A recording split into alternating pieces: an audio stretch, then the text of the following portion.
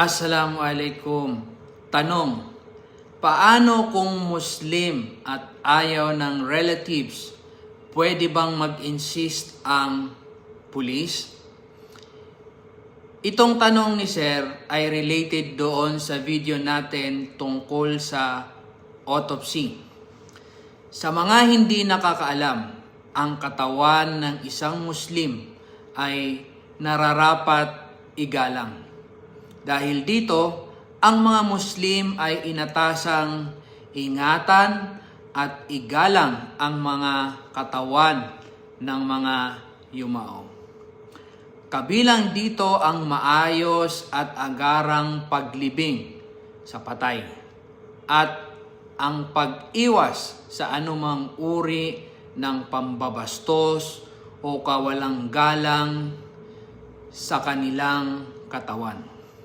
Katulad ng paglalantad, pagpapabaya, o paggawa ng anumang gawain na sumasalungat sa dangal ng namatay.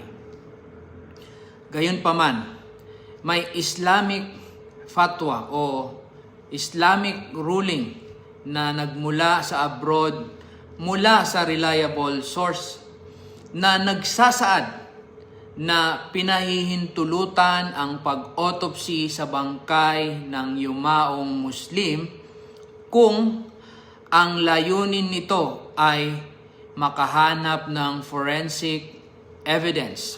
At pangalawa, para matukoy ang tunay na sanhi ng kamatayan.